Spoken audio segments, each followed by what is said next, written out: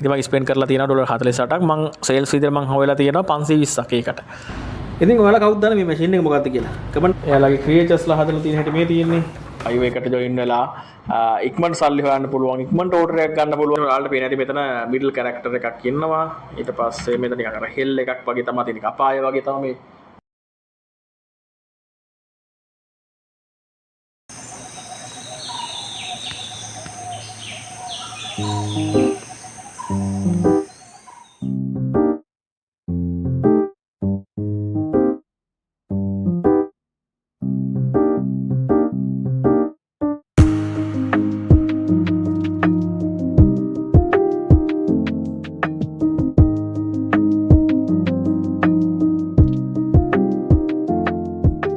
සාදරයෙන් පිළිගන්න ඔයාලා හැමෝම අදත් මගේ බ්ලොග් එකට. ඉතින් අද ගයිස් මම ඔයාලත් එක්ක ෂෙයා කරගන්න ගොඩක් දේවල් තියෙනවා. ස්පෙෂලි 5 එකේ වැඩ කීපයක් තියෙනවා ඇවිල්ලා. ඊට අමතරව කොහොමද මම මේ concept art එකක් develop කරගන්නේ? ඊට පස්සේ කොහොමද මම ඒකට orders ගන්නෙ? 5 එකෙන් විතරද මම වැඩ කරන්නේ? අන්න ඒ වගේ දේවල් කීපයක් ගැනත් මම ඔයාලත් එක්ක ෂෙයා කරගන්න. මොකද ගොඩක් දෙනෙක් ඒ ගැන අහලා තිබුණා. කොහොමද මේ concept art එක develop කරගන්නේ? ඒ වගේ කතන්දර කිහිපයක් ගැන. ඉතින් මම අද පොඩ්ඩක් කියලා දෙන්නම් ඔයාලට මූලික කරුණු කිහිපයක් මේ field එකට එන්න වෙන්න කියලා හිතාගෙන ඉන්නව නම් කවුරු හරි. එතකොට එයාට මේක උදව්වක් වේවි අද බ්ලොග් එක. ඒ නිසා අද බ්ලොග් එක ඉවරනකම් බලන්න. මම ඔයාලත් එක්ක ගොඩක් දේවල් තියෙනවා ෂෙයා කරගන්න. එහෙනම් අද වීඩියෝ එකෙන් අපි බලමු මොකද වෙන්නේ කියලා. ඉතින් 5 එකේ අද දෙන්න මට වැඩ දෙකක් තියෙනවා.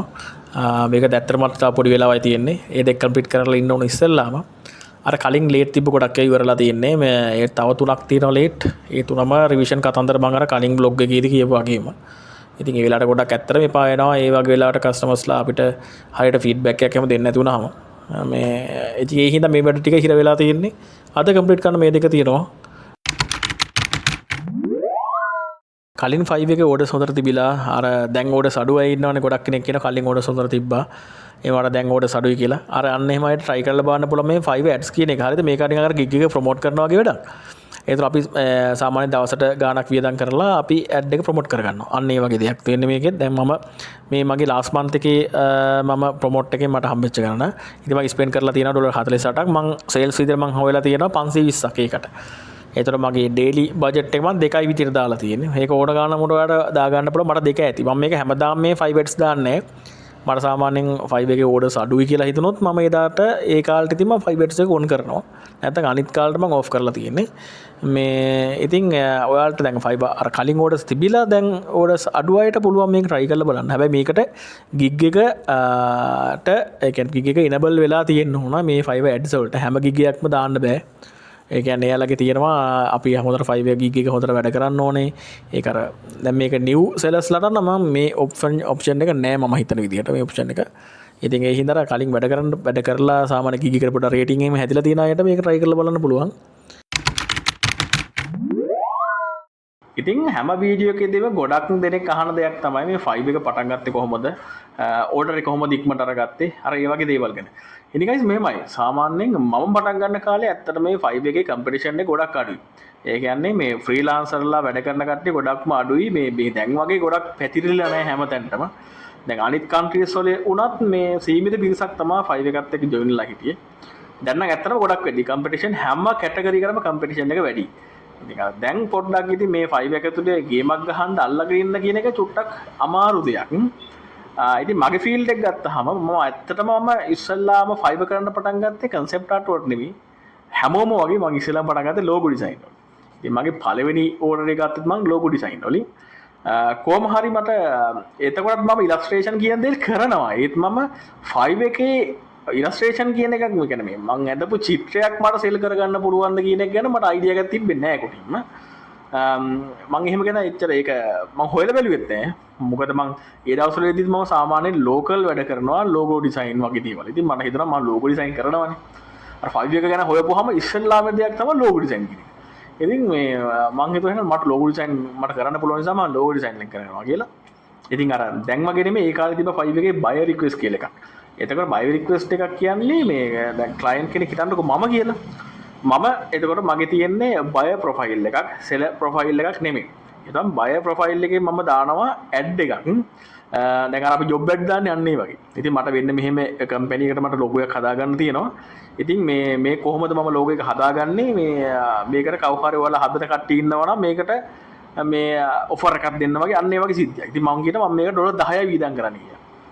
ඉතින් ඔන්නෝම එයා දානවා මේ ජොබ් එක රික්වෙස්ට් එකක්. ඒ කියන්නේ මෙහෙම ජොබ් එකක් තියෙනවා කට්ටිය ඇප්ලයි කරන්න කියලා.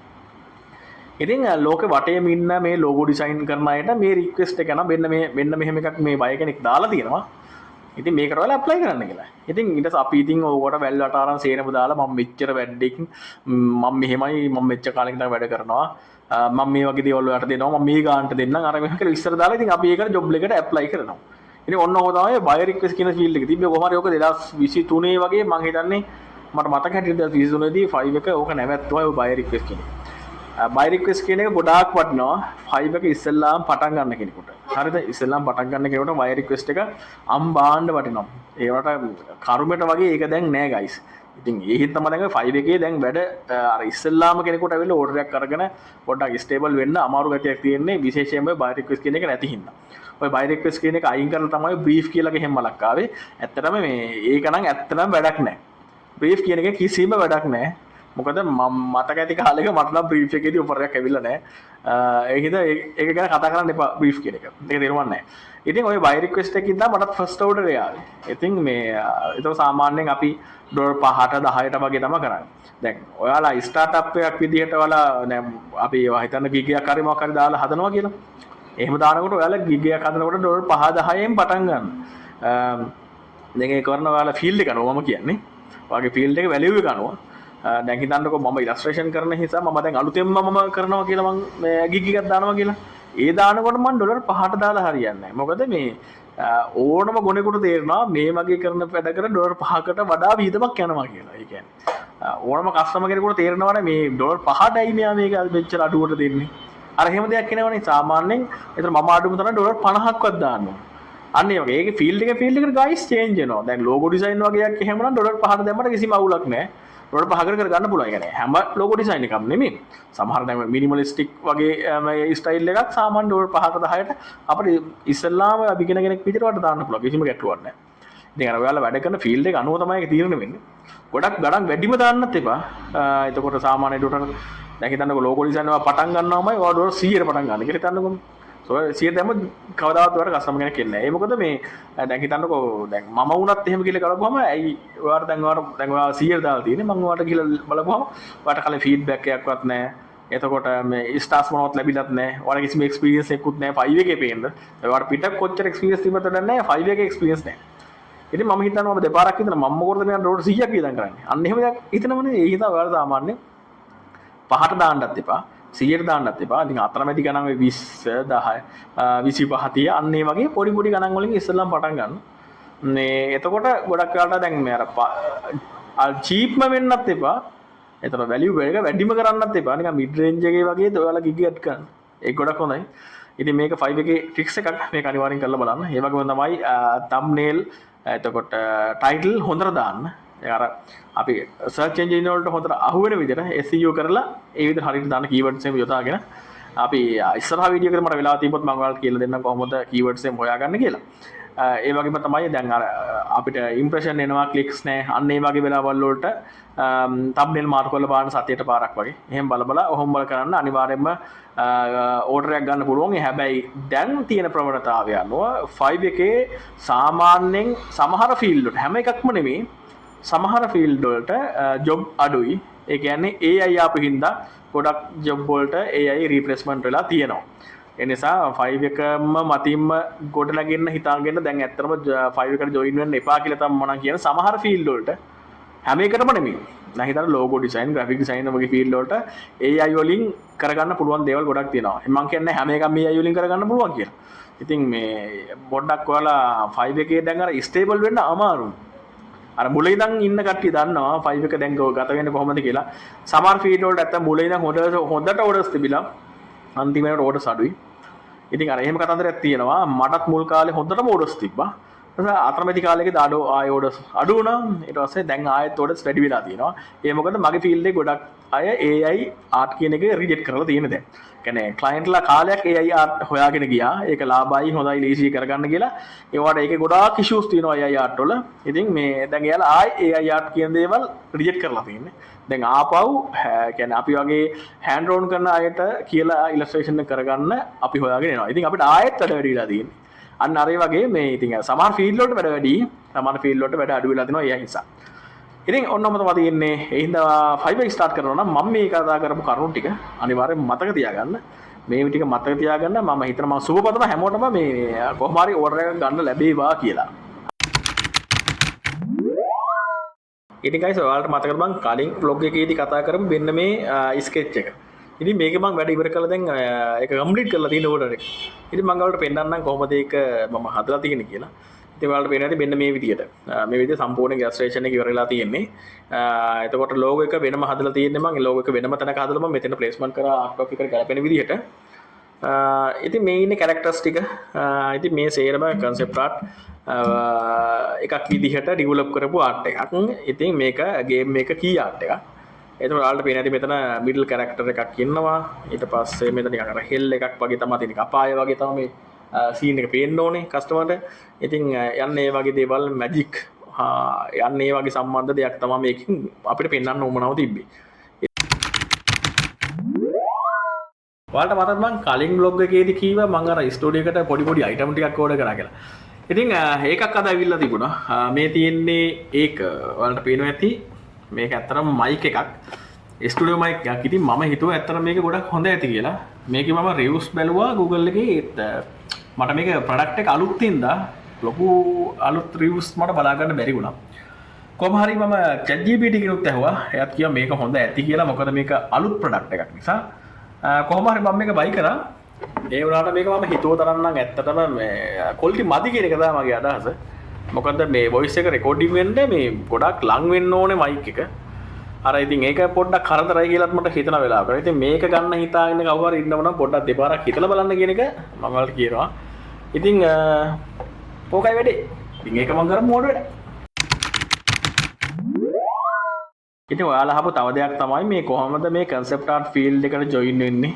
කොහොමද මේ වගේ ආර්ට් එකක් නිර්මාණය කරන්නේ? අර ඒ වගේ දේවල් ගැන අහලා තිබ්බා. ඉතින් guys කියන්න තියෙන ප්‍රථම දේ තමයි ඔයාලට drawing skill එකක් තියෙනවා. ඒ කියන්නේ චිත්‍ර අඳින්න පුළුවන් වෙන්න ඕන පළවෙනිම දේ. ඊවට මගේම තමයි මේකට mouse එකෙන් කරන්න බෑ. ඒකට මොනවාම tools තියෙනවා. drawing pads තියෙනවා, ඊට පස්සේ drawing displays තියෙනවා. ඒ වගේ tool ගොඩක් තියෙනවා. ඉතින් මේවා තියෙන්න ඕන අනිවාර්යයෙන්ම මේ illustration කෙනෙක්. ඒ කියන්නේ නැත්නම් iPad එකක් හරි තියෙන්න ඕන. ඉතින් අන්න ඒ වගේ උපකරණ ටිකක් අනිවාර්යෙන් තියෙන්න ඕන. මූලිකව දෙයක තමයි ස්කිල් එක තියෙන්න ඕන චිත්‍ර අඳින්න.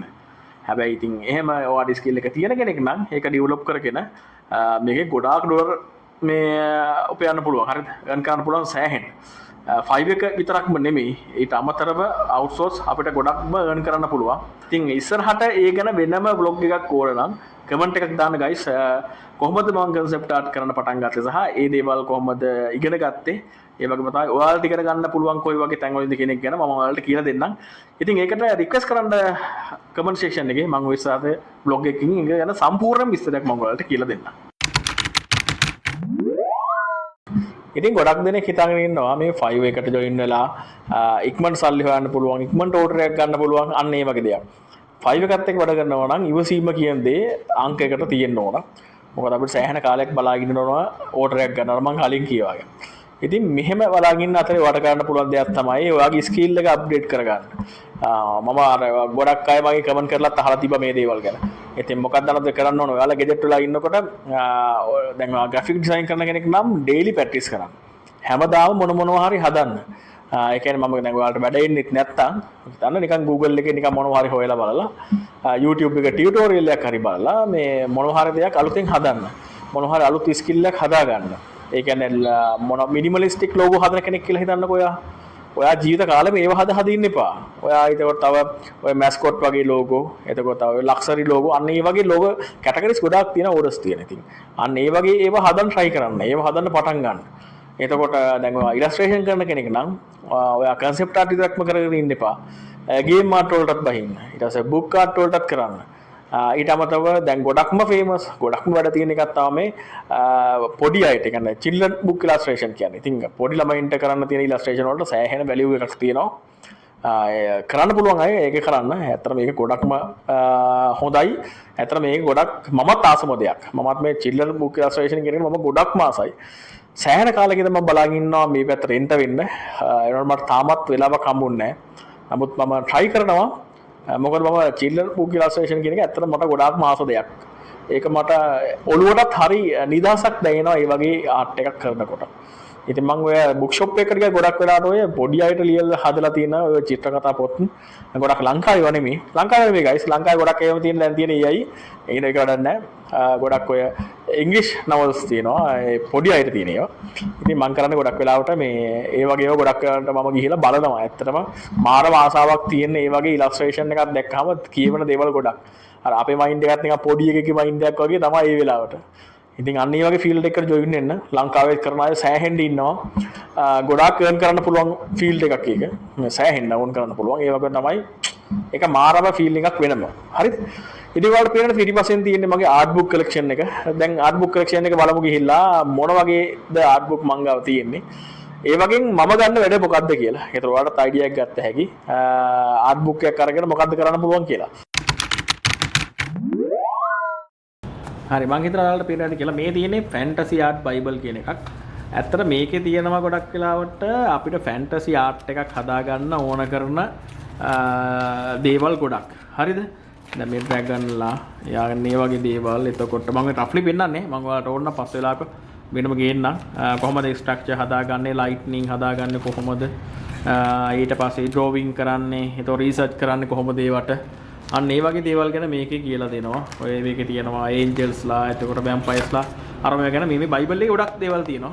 මේකේ ගොඩක් දේවල් ඉගෙන ගන්න පුළුවන්. ඊට පස්සේ මම පෙන්නනවා මේකේ sci-fi වලට තියෙන එකක්. මේක sci-fi art වලට තියෙන එක ඔය සාමාන්‍ය අපි ගේම්ස් වල එහෙම දකින්නේ. අන්න ඒ වගේ දේවල් තියෙනවා මේකේ. කොහොමද අපි character develop කරගන්නේ? එතකොට background කොහොමද develop කරගන්නේ? එතකොට painting process වලට පේනවා මේ painting process එක කොහොමද කරගන්නේ? අන්න ඒ වගේ දේවල් ගැන තියෙනවා. මේවා අපිට එතකොට මේ තියෙන්නේ ස්කෙච් කොහොමද හදාගන්නේ? එක එක ක්‍රියේචර්ස්ලා වල පේන ඇති. එක එක ක්‍රියේචර්ස්ලා කොහොමද හදාගන්නේ? අන්න ඒ වගේ දේවල් තියෙනවා මේකේ. ඇත්තටම ගොඩක් හොඳයි මේ බුක්ස්. ඔයාලා බලනවා නම් මේකෙන් ඉගෙන ගන්න පුළුවන් දේවල් ගොඩක් තියෙනවා. මේ මේකයි ස්ට්‍රක්චර් කොහොමද හදන්නේ? එතකොට අපි එක එක රූල්ස් වලට කොහොමද වැඩ කරන්නේ? මේ දේවල් ගැන මේක ඉගෙන ගන්න තියෙන ගොඩක් දේවල් මේ බුක් එකේ. ඊට පස්සේ මේක මගේ ෆේවරිට් බුක් එකක්. මේකේ තියෙන්නේ ගොබ්ලින්ස්ලා ගැන. හරිද? ඒ කියන්නේ ගොබ්ලින් එතකොට ඕක්ස්ලා ඒ වගේ ඩාර්ක් ක්‍රියේචර්ස්ලා හදන හැටි තමයි මේකේ තියෙන්නේ. ඔයාලා පේනද මේක මගේ ෆේවරිට් බුක් එකක්. මොකද මේකෙන් මම ගොඩාක් දේවල් ඉගෙනගෙන තියෙනවා.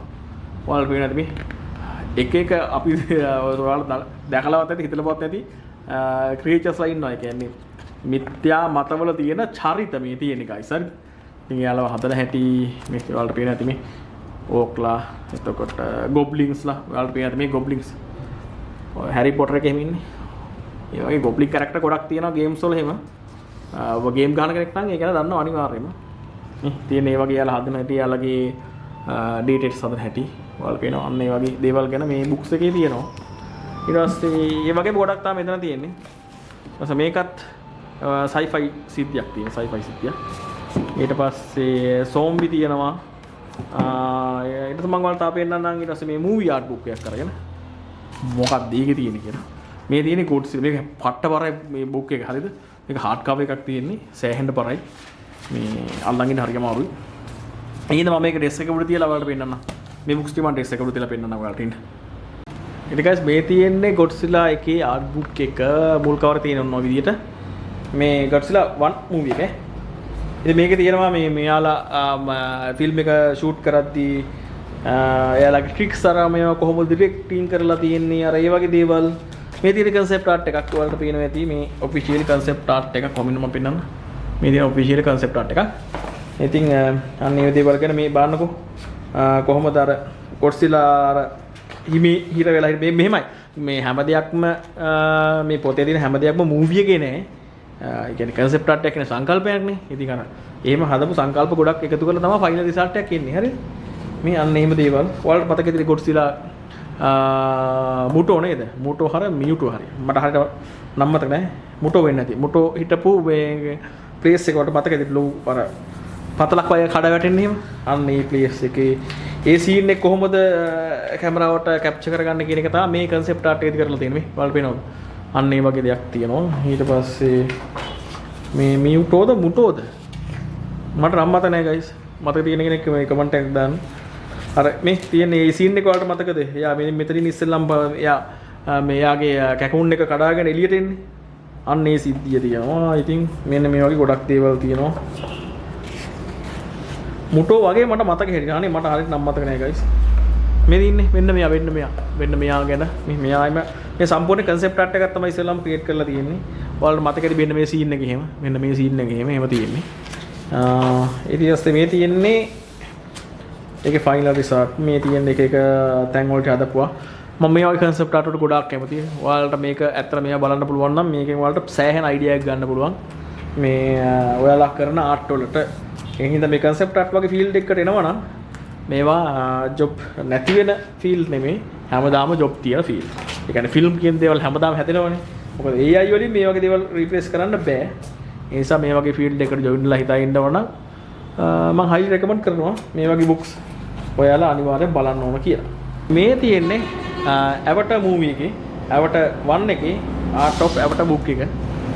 මේක නම් මාරම ලස්සනයි. ආයේ කියලා වැඩක් නැහැ. සුපිරිම මේක මේකේ තියෙන art දිහා guys බලන් ඉන්න හිතනවා වරු ගණන් බලන් ඉන්න පුළුවන්. ඒ තරම් ලස්සනයි. කොහොමද මේ අපි එයාලා නාවිලා හදලා තියෙන්නේ. නාවි ක්‍රියේචර්ස්ලා. ඊට පස්සේ මේ ස්පේස් ෂිප් වගේ දේවල් හදලා තියෙන හැටි. ඊට පස්සේ එයාලගේ පැන්ඩෝරාව කොහොමද එයාලා ක්‍රියේට් කරලා තියෙන්නේ. මේ බලන්න මේ සම්පූර්ණ concept art මේ තියෙන්නේ. මේ බලන්නකෝ මාරම ලස්සනයි. එයාලගේ බොඩි අර මේ හදලා තියෙන හැටි. මේකේ සෑහෙන ලස්සන දේවල් තියෙනවා මේ ඔයාලට පේනවා ඇති. එයාලගේ ක්‍රියේචර්ස්ලා හදලා තියෙන හැටි මේ තියෙන්නේ. අර ෆ්ලයින් කැරක්ටර් එක මේ ඉන්නේ යන්නේ ආයා අකමර හදලා තියෙන්නේ යාගේ.